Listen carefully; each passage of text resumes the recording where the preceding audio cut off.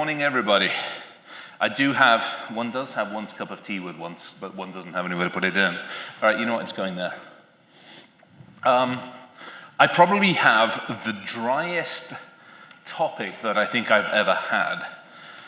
Needless to say, it isn't going to be a dry topic to have a conversation about. All right. Ta-da! Please hold.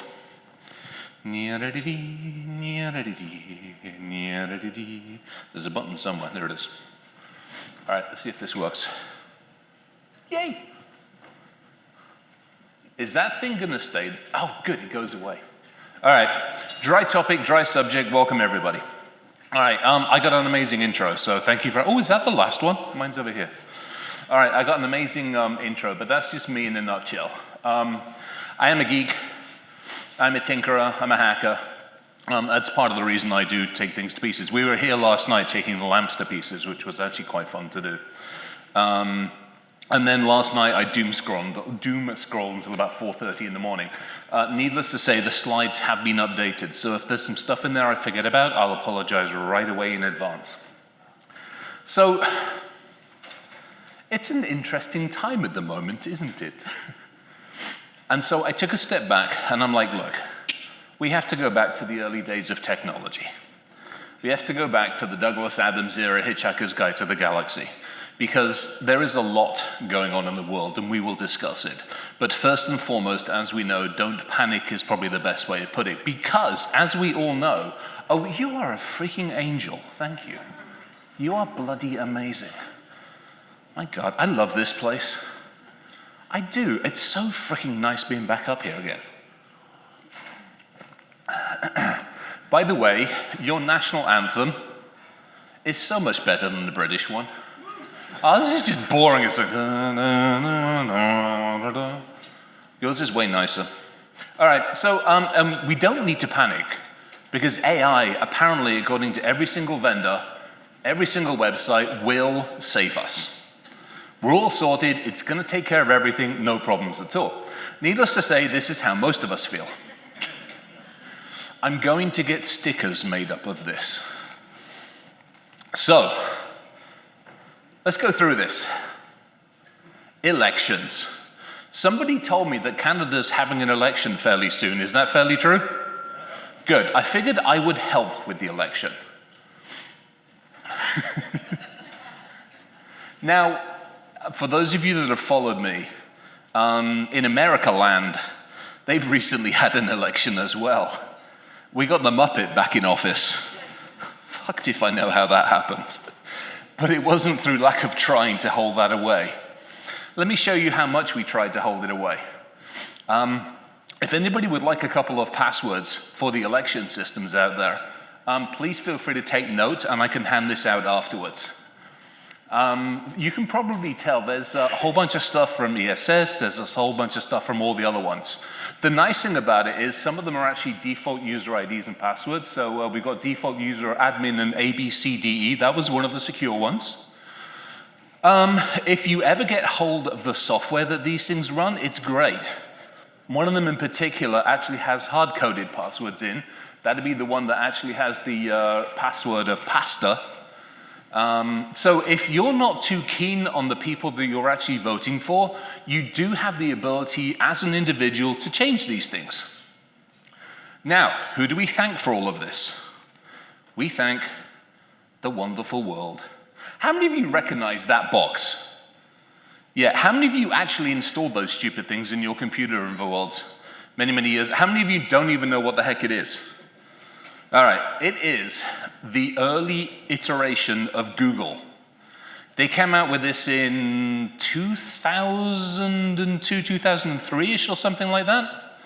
This was the first version of Google. So before we had Google, we just had the internet. And as individuals, we still had opinions. We were still able to critically think. We were still able to actually form our own ideas. And then this bloody thing came along, the yellow banana, commonly known as the Google device. And it changed everything. We're going to have a conversation about how and what it changed. The one thing it had changed is people put these into their environments and then they uploaded everything to them. Kind of like everybody did with, I don't know, AI. Remember when ChatGPT came along and everybody was like, woohoo, here's all my data, whee! And they sent all of their data to ChatGPT, and then those of us who enjoy interrogating that system decided we were going to actually interrogate it and get all of your IDs and passwords. We've been doing that for the last 20 plus years, and we still haven't learned. Handing our data over to an entity or a system or an organization isn't anything new. We keep doing it. We don't seem to have learned from this. It's one of the biggest challenges, apparently. So, global tensions.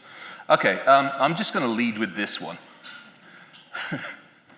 If anybody notices, it is a white building.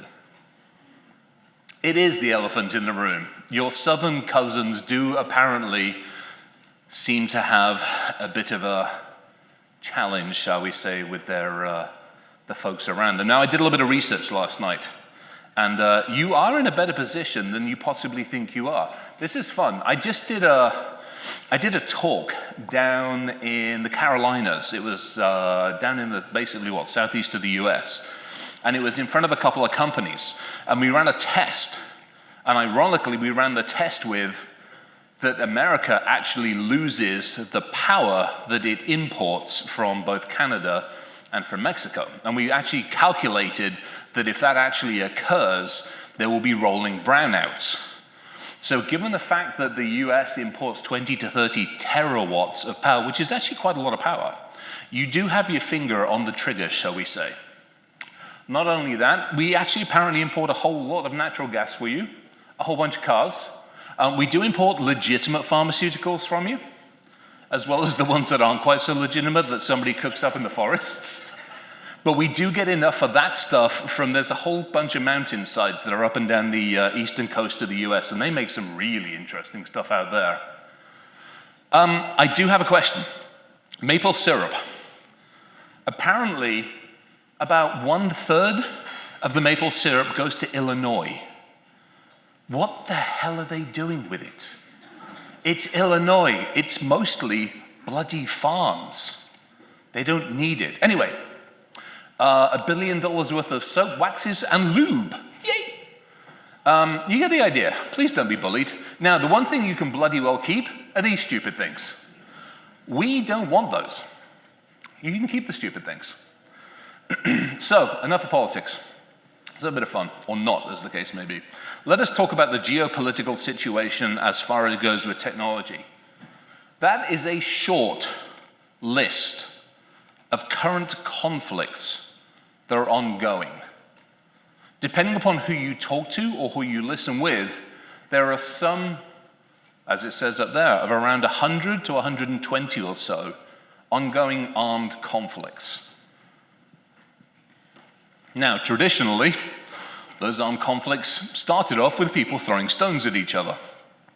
Then some idiot, America, supplied them with weapons, because, apparently that's one of our biggest industries. And then now, the weaponization goes to computers and machines and laptops and systems. And I apologize that this has lots and lots and lots of words on it. So, because I couldn't figure out a better way of actually just surmising it. Here's what's happened in the last several years. 97 countries have deteriorated in their peacefulness. We've gotten worse, not better. Technology, meant to save us, doesn't seem to be doing the job. Obviously, the biggest drivers are conflicts in the Ukraine and Gaza.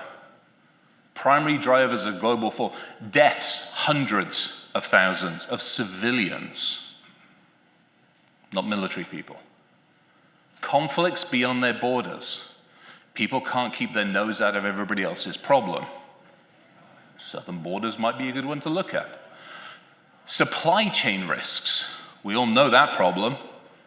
America almost went to war several years ago over toilet paper, for crying out loud. The amount of refugees and regional deterioration. Technology apparently isn't fixing the situation. I'm not sure if it's making it worse, but it sure as hell isn't making it any better. And then we look at the changing nature of conflict. And this is where we look at technology. Because we have introduced more and more technology, because we have put computers in front of people, we have once again narrowed their vision, their ability, unfortunately, to make an independent view. It's part of the reason that we see forever wars, conflict resolution, lasting peace agreements all plummeting. Asymmetric warfare. 150% increase in drone usage. When these things first came out, they were literally first world things. Now, everybody's using them. The conflicts in Ukraine, the conflicts over in the Middle East, everywhere else. People have suddenly realized that it is a cheap and very effective methodology. So now we start looking at anti-drone technologies. Now we start looking at AI architectures. We have to put all sorts of domes in place because we've taken technology and we've used it for the worst of its capabilities. And then we look at the media. That's where it gets really, really nasty. You start looking at the negativity, the focused media, the ability now to push your ideals on others quite simply through how much compute can you use. You know, the American election system, not just this time around, but the last time around, jumped up and down and complained about Russia influencing it. That's something like the pot calling the kettle black. Because if you look at global election interference, the US leads the way.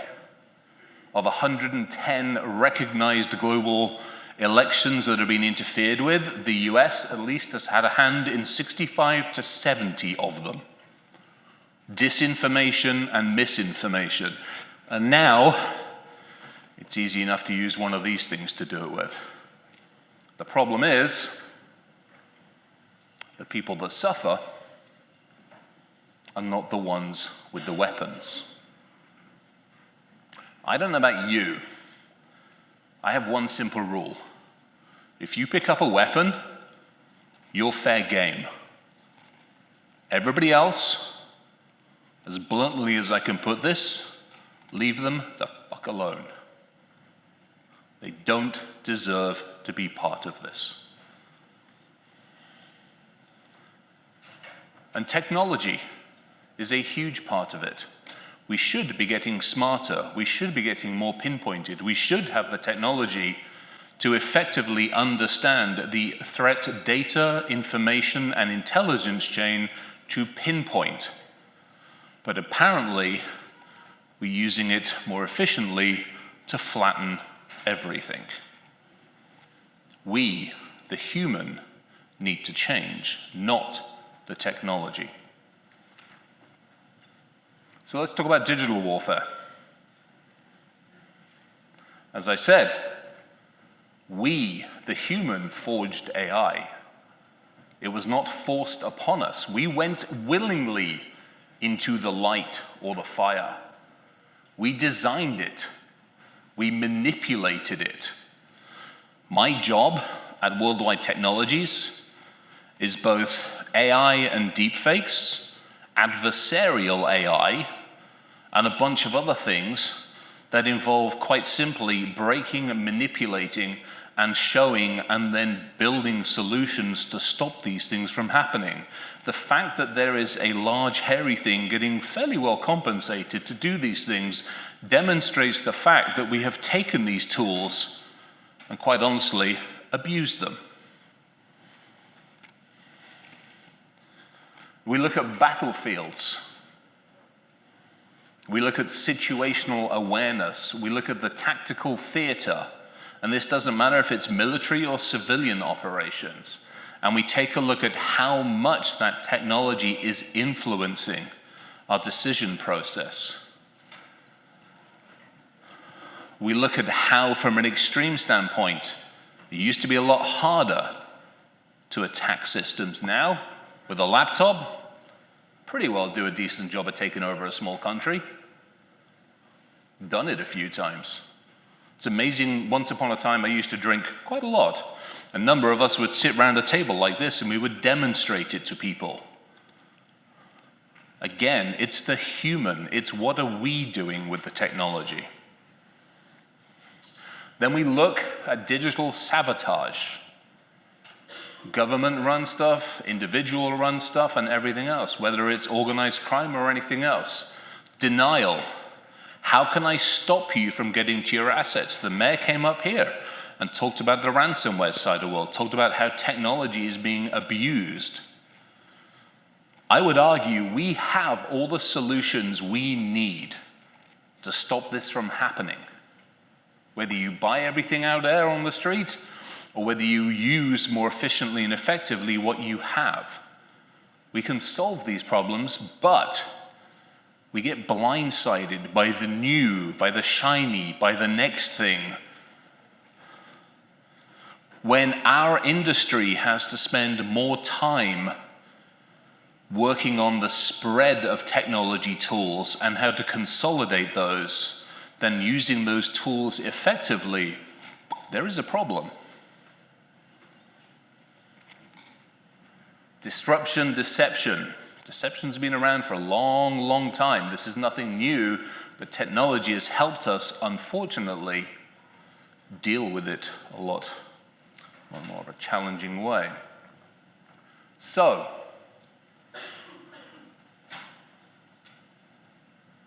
once again, welcome to public enemy number one.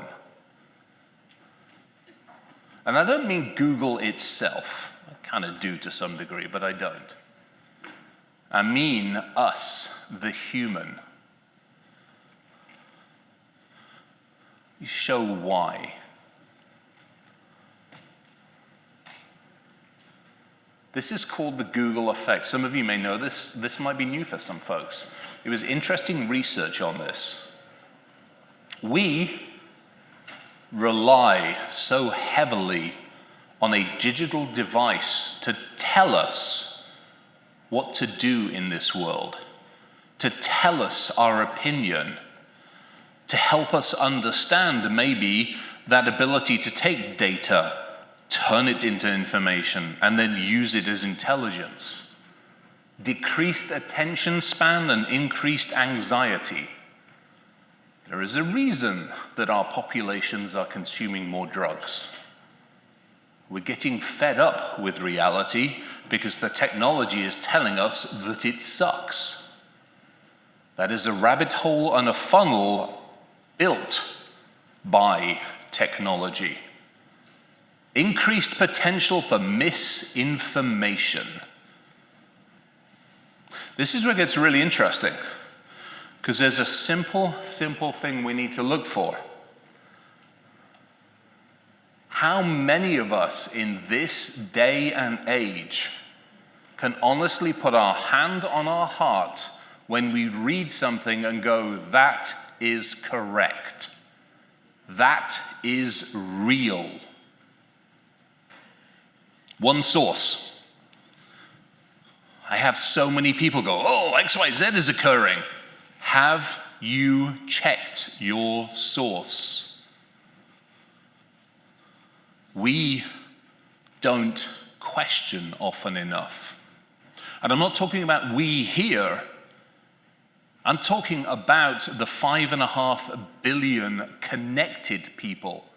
Is it almost 8 or is it now over 8 billion people on this little green planet? 5.5 billion of them are connected, and most of them trust what they read, what is being fed to them. I will also, by the way, offer up an apology, because I did have to put a matrix thing in. I couldn't help it. I'm like, reality. Oh shit, I'm going to have to use the matrix. When we talk about the exponential increase in fraud.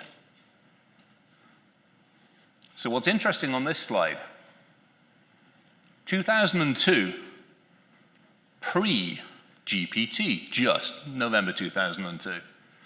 Sorry, 2022, I apologize. I have not had enough tea yet. To 2023, ChatGPT.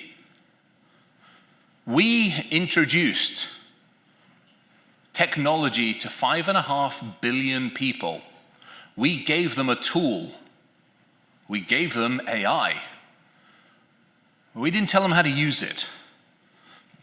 Now, I don't know about you, but typically with weapons, and it doesn't matter what weapon, if it's got a bullet or if it's a hammer, it normally comes with instructions.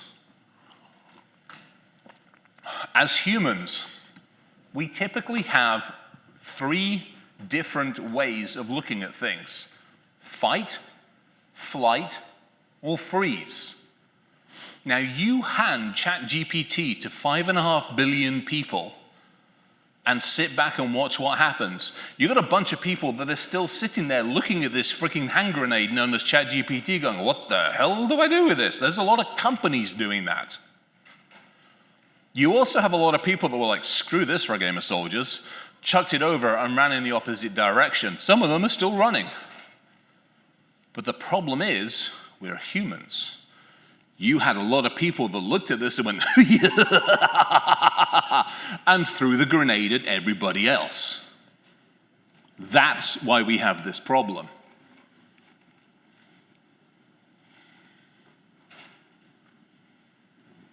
What is real anymore?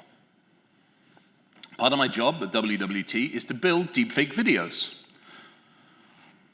I have built a lot of these kinds of things. Good at it. Now, about a year ago, it took a lot of work. Heck of a lot of work. Now, it takes a $65 subscription to a piece of software that I've also helped develop a bunch of, 30 seconds of video of you, and about a minute's worth of your audio if I want to get something really, really good. If I don't care about it, 10 seconds works. An hour or two later, I can have you resigning from your organization and buggering off to Tasmania to raise koala bears. Or I can have you telling your population what you should or what they should and shouldn't think, and I can distribute that like that. For those of us that are Terry Pratchett fans, a lie can run around the world before the truth has gotten out of bed and put its boots on. That is the reality we are facing. Again, I will apologize. I typically do not put lots of words on slides, but there's some important ones. We talk about the adversarial uses of AI and the technology. What has it done to help? Well, coverage, speed, and success. We can now process more information faster with better results. Why the hell wouldn't an adversary use this? If I'm an adversary, I still have to put food on the table, not just my table, but unfortunately whoever the hell's running me's table. So I'm going to use the tools that allow me to attack you and the organizations faster. And for those of you that are teaching and training and designing learning models, we'll just poison the damn things. So you don't even know if what you're using is telling you the truth. Let alone the fact. Last year and the year before, I said, hey, how many of you know where your assets are? And a few of you went, kind of. And then I said, what about your data? And then everybody sat on their hands. And yet we're using that data to train the models that we don't understand to tell us how to think. Somewhere in here, we're screwed. Possibly all 3 of those steps. Yet we still run towards it.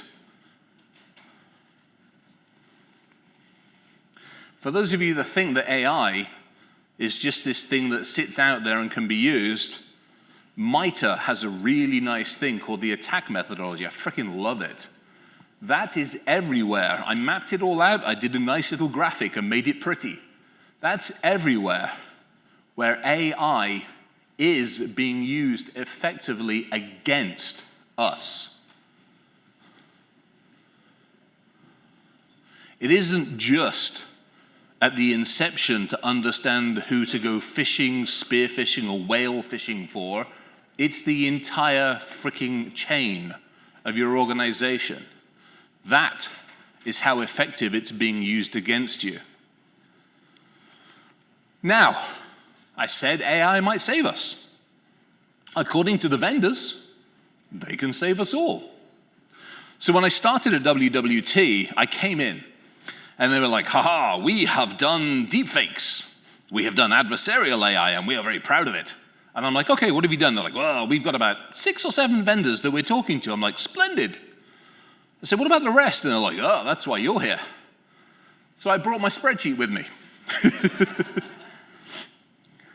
I don't expect you to read this. I'm just going to point that one out. This is the current as of a couple of weeks ago. There's probably a few more that have got VC funding now.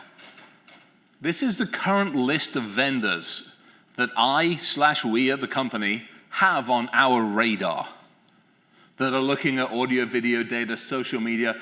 Adult extortion is a growing trend. Seriously, this sucks. For some of us who have been chasing freaking child predators for 15 or 20 years behind the scenes, the fact that I can now go after a senior leader of an organization, find their kids online, and now do adult media of their kids, freaking sucks. Those of you that are building the technology, put better guardrails in place. Maturity. Of the 72 odd companies, some of them still don't have anything. Really good ideas, and they've got AI in their stuff, and they've got all sorts of buzzword bingo, but they got bugger all to show for it. What's that phrase? All mouth and no trousers? Sorry, not sorry. Apparently, we've now lost DEI in the US. So, bless their cotton socks. There's a few to watch. That's why we're talking to a bunch of them. This is the world that I kind of live in bits of. Here's the one thing, and this is what we're working on inside the org. Oh, I like that sound. That was good. That's much better than some of the crappy rings I hear. Oh yeah, I've got a red light. I better shut up and get on with this. All right, point solutions. For those of you that remember the early days of antivirus, the attacker would make something, some of us made the washing machine, and then the defenders would be like, oh, we've got a solution for that, we'll put a signature in place. Then the attacker would be like, tweak, and the solution wouldn't work. So they're like, oh, we'll do heuristic solutions. And they're like, oh, we'll do behavior analytics. And it was a war, because it was a point solution. People built stuff to fix one problem. Our entire industry is a problem. Our ability to protect those around us is diminishing. Stop building point solutions. Start building frameworks. What we're putting together is something that where we can actually say, hey, this artificial intelligence organization can look at audio, this can look at video, this can look at behavior, this can look at sentiment analysis. And if we don't like the vendors, we'll pull and plug. But the framework of the solution doesn't change. It evolves. That way you're not swapping shit out every couple of years for shits and giggles. My ask of every single one of you that has your finger on the checkbook, stop buying shiny shit point solutions. Sorry. You can tell I'm a little frustrated by this. So let's wrap it up, because I got a little red light. Here's what I want / demand of our industry. AI is nothing more than another tool. It isn't the savior, it isn't the shiny, it's one other tool. Will it help us? Hopefully, if we ask it the right questions and we think about it right. But I want the right people in the right place, at the right time, with the right focus and the right motives. When you're building your security solutions, if what you put in place cannot help to answer those questions, leave it the hell alone until you can answer those questions. On the right-hand side, some of the stuff we're working on. Here's why. It's simple. This is what we have to get across to our user base. This is what we have to talk with people about. This is what we should all go in armed with. For those of you that are looking at AI, that are looking at deepfakes, that are looking at anything, I've got lists of questions. You can ask every single freaking vendor. I would lay odds that every person coming up here also has lists of questions they can help you with, so you do not have to go blindly into the night. You can go armed with information. You can interrogate the vendors, the solutions, and the opportunities. You can question more, and you can trust less. Because unfortunately, the very tools that we use to explore our digital world don't help us with that. And that 5.49 billion people out of the 5.5 billion people don't think to ask one more question. This isn't a technology problem. This is a human issue that we need to figure out how to solve. So, with that, I will bid my farewell, but I will do it by saying thank you. Thank you to everybody here for putting up with me up on stage having a little bit of a rant. Thank you to Mahdi and the team, especially the volunteers. Anybody that's in an orange shirt, ask for consent, but give them a freaking hug. And give them a job as well. There's some bloody amazing people. Help them, please. That is our future there. Thanks to everybody here for listening, obviously. I'm sorry, Canada. I can't help the Southern Cousins. Believe me, I freaking tried. I've got the passwords. Believe me, I used them. My lady who looks after me, and I have about 5 trays of baklava upstairs. I will bring some of them down in a minute, and the rest will be around for everybody this evening. With that, I will shut up, get the hell off stage, and let everybody enjoy it. Thank you very, very much. Have a wonderful day.